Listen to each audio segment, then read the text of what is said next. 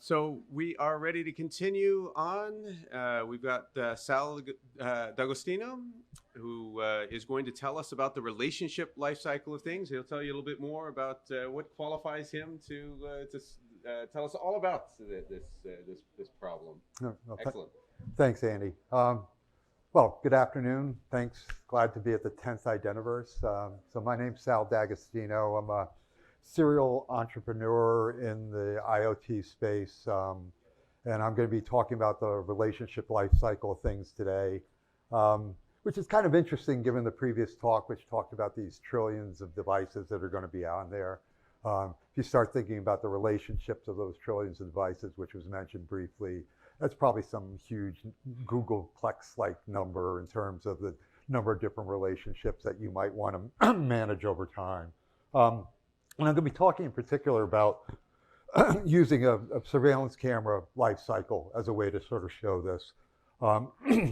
Excuse me, it's something I'm reasonably familiar with. So before ID Machines, there was a company called Core Street, and before that I spent 18 years at a company called Computer Recognition Systems. It invented commercial license plate reading. We put a license plate reader in a tunnel in London in 1979, facial recognition system in Heathrow in 1986. So I've been doing camera-based surveillance for about 40 years, I guess.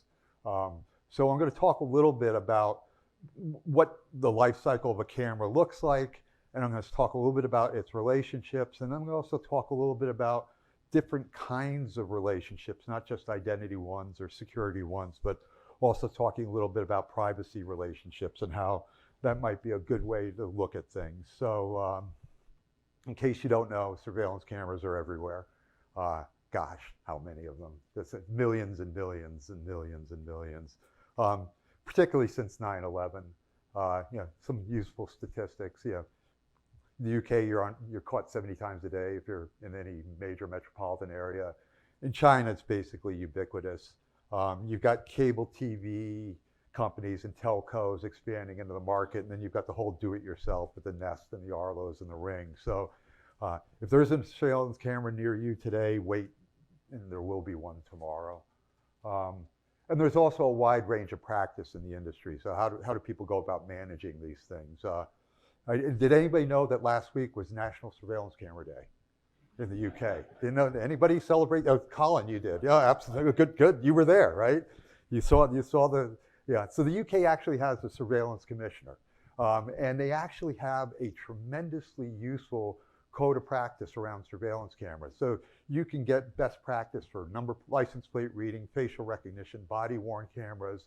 So I like to look at the British as like the civilized version of surveillance. Yeah, we're going to surveil the heck out of you, but we're going to tell you and be very proper about it. And then the other approach would be China, right, which probably does even more surveillance, but doesn't tell you anything and then uses social credit. So people, if you've seen the BBC reports, this stuff is very advanced and very scary given the position that I'm in. And having done technology transfer around this stuff for ages.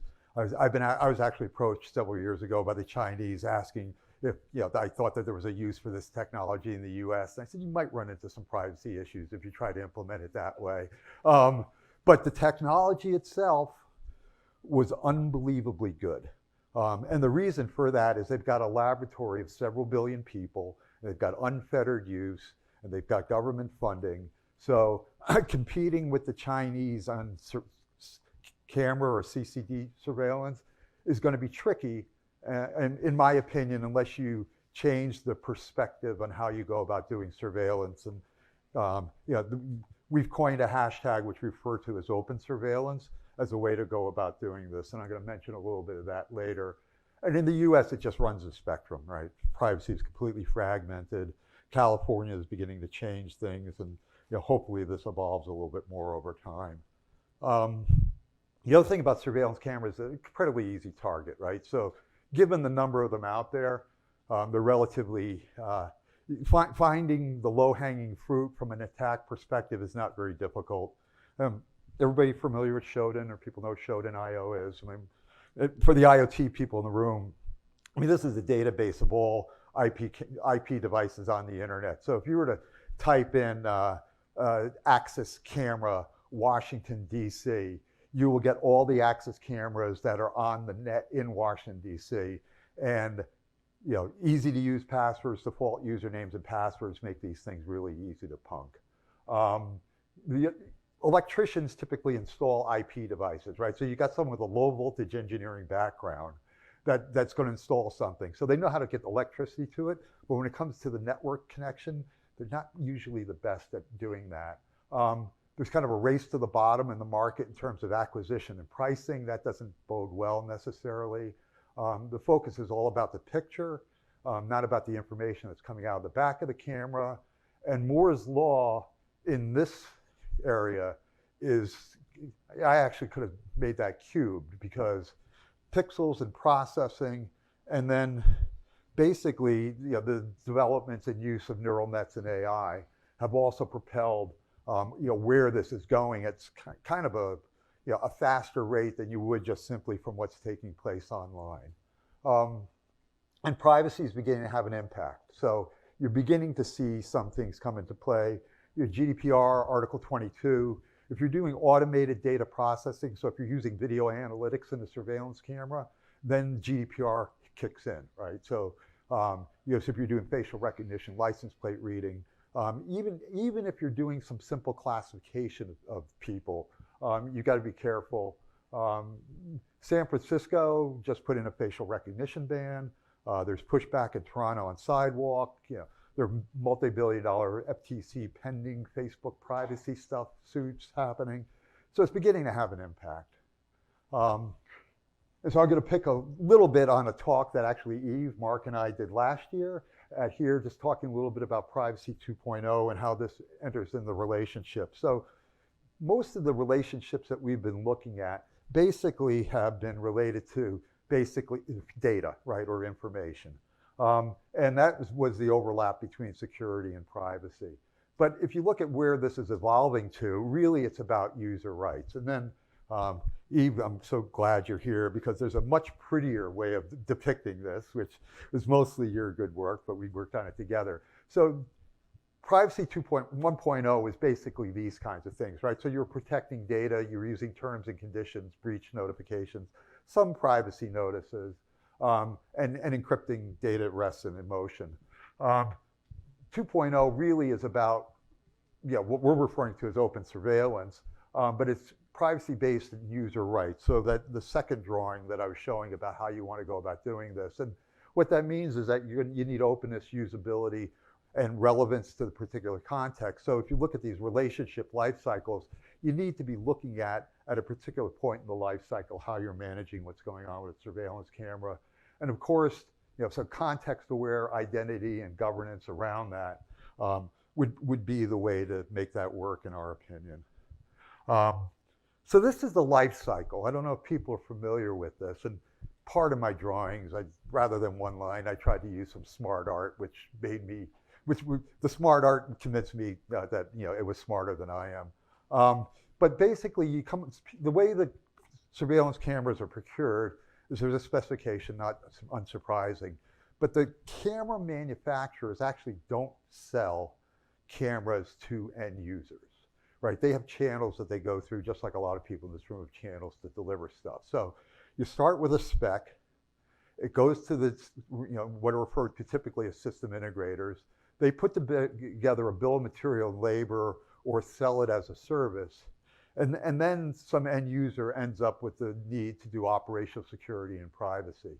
So this is the life cycle from the installation and operation perspective of a camera. And the relationships change all the way through this, right? So I'm just going to keep going here. So from the buying relationship, these are some of the big camera vendors that are out there. Korean, Swedish technically, though owned by Canon, and Chinese. And I took a look at these companies to see how they go about and what's involved with one of their cameras actually fully coming to market. Tariffs and all that other fun stuff are in play there. And this is one other thing to understand, is that the camera itself isn't just connected to a network. There's these things which are called video management systems. So there are these big systems basically that are managing all the video monitoring. So those huge video walls that you see where one person's watching 50 screens and they're really attentive about what's going on, that's the video management system, right? That ends up in the security operations center, which a person sits in front of. So again, as far as the life cycle of a surveillance camera is concerned, it goes from being a camera to being something that's incorporated into a video management system, into something that is actually used on a day-to-day basis. But in terms of even getting it there, so this is something I got from Hanwang. We were talking before about supply chain. So before a camera can actually get from Korea to wherever it needs to go, this is their drawing of basically what happens, right? So plant to warehouse to warehouse to warehouse to end user, trains and planes and automobiles. And I mean, I love this one, right? So the motorcycle delivery, in certain parts of the world is absolutely included, because I'm sure, if you're delivering a camera in Bangkok, it's going to get there a lot faster with traffic if you're doing it with a motorcycle than otherwise. But there is, and this is just to get to the life cycle where it's delivered to the place where it's going to be used, right? So this is before you got to the point where it went to the system integrator, where it went to the video management system, where it ended up being put into use for real. And when it gets integrated, it's a completely balkanized environment in which this stuff gets used. So if you look at who owns different relationships in this process, you've got an identity management piece, right? You've got an IT piece, you've got an IoT piece, you've got a physical security organization itself, which owns this stuff. You've got the integrator who builds it and sometimes actually maintains it. You've got the actual physical security vendors of the various parts of this. You got bring your own, and you've got third-party stuff. So if you're looking at the relationships for when a surveillance camera gets put into place, it's in this context of a physical security system. So the cameras here, are IoT devices, but by the time they have to live on a network, and this is the particular camera protocol, but it's got to deal with all these other stuff. Hopefully not too much of this, but you see it a lot. The control room and everybody else. So when this camera actually goes into these environments, what you end up with is a lot of different people trying to manage the device. So if you look at the life cycle of the device, there are different organizations that are touching it every step along the way. And then if you actually look at the system that it's involved with, so this is from Milestone Systems, is one of the large video management system vendors. The camera is over here, right? But look at all this other stuff that it's needed to run it, right? So servers, on databases, on storage, because these things are pixel hogs, and they're generating so much information that the IT departments hate surveillance, right? Because they're sucking up all their bandwidth. But there's all this other stuff that's in here, and it's really great when they draw up this picture of the solution. There's no mention of the user whatsoever. So they're all, again, the classic case that exists out there today in managing these relationships, it's all about managing the data that's out there, and there's no discussion of the individuals that are there. And I've been involved in a very large number of deployments of this stuff over too many years, and we've tried to get people involved. We've always tried, very importantly, to get who was ever involved with the surveillance project to be aware of where it's being used. In certain parts of the world, signs are mandatory. You see very few signs about surveillance in a corporate environment right? So who walks in the front door of their lobby at work and gets a notice say, oh, by the way, we're watching you wherever you go, right? So not too often, right? So the idea that people might be included in the architecture is sort of the point of this drawing, right? And so if you want to manage these relationships well, I think it's pretty critical that you don't leave people out of the loop. This is their hardening approach. This used to be awful, right? This is within the last 12 months that you're seeing stuff like this come out, where they will specify by default all these things that used to not be default settings, right? So it used to be the case that yeah, Telnet, SSH, HTTP were on by default in the surveillance camera. And if you're trying to hack it, oh boy, right? So they've finally gotten a little smarter about this, and now they actually define a secure level. The fact that secure for them is radius, it's not necessarily the greatest, but at least they're trying to use a digital certificate for some kind of authentication, and and better, right? So 802.1x they call very secure, and that's their terminology. It'd be nice if it wasn't something that was just client side, in my opinion. But these are out there, and this shows that at least the manufacturers are trying to explain to the rest of the supply chain how to do this properly. But again, there's just a complete lack of awareness with regard to people, right? So the transparency that I talked about, there's friction for in general when you're doing surveillance, but it's really high friction for people, and that lack of awareness can end up being expensive, because if someone suddenly decides to have an issue with this, it's not easy to address. So I guess the point here is that we try to deal with this stuff up front. So in terms of the end user, I've already talked about the fact that, so finally we can get down to somewhere along here.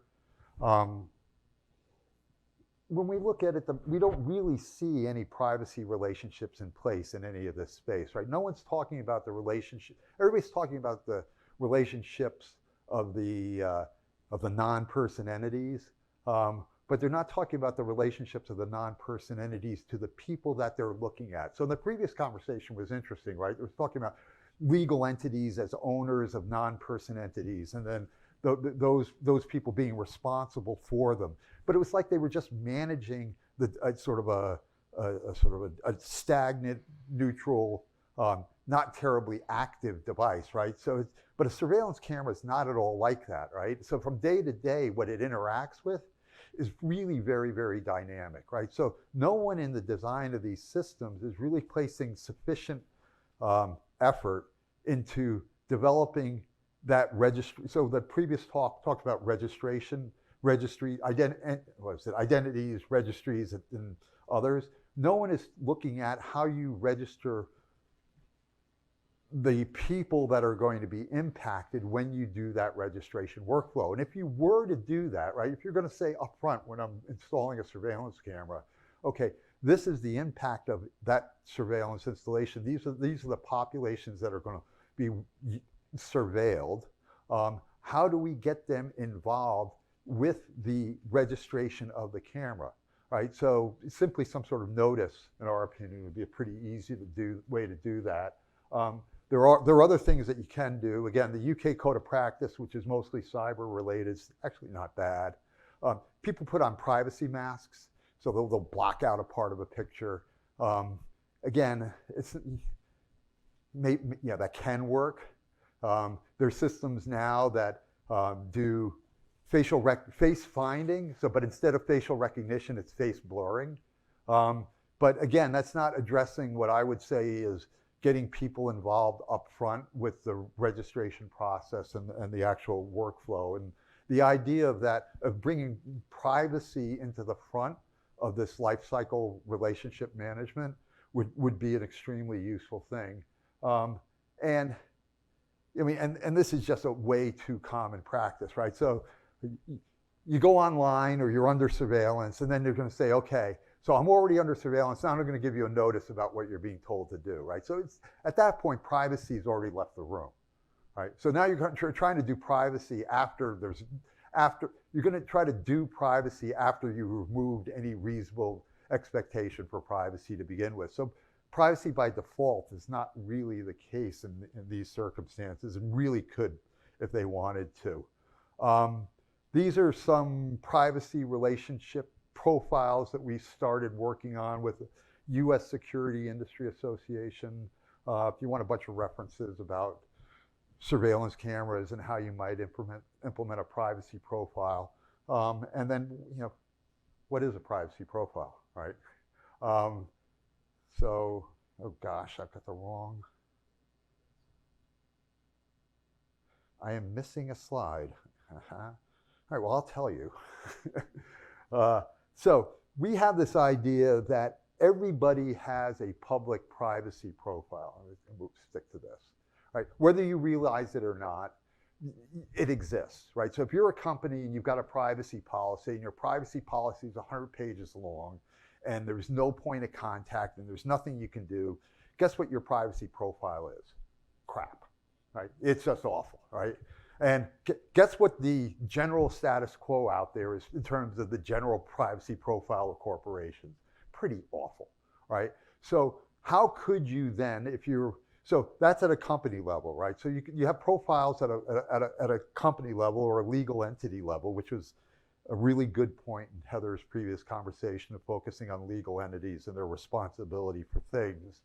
But the other thing you need to do is create a profile which is specific to the service, right? So what we would suggest then is that the way that works is, and I'm sorry I don't have this chart, and I'll be glad to send it to anybody who wants it, is you start looking at the jurisdiction in which you're operating in, and then the purpose for which you're going to apply it, and the justification for that purpose, and then look at anything which might be high risk related to the service that you're delivering, because those are the things that you want to make completely clear in that privacy profile.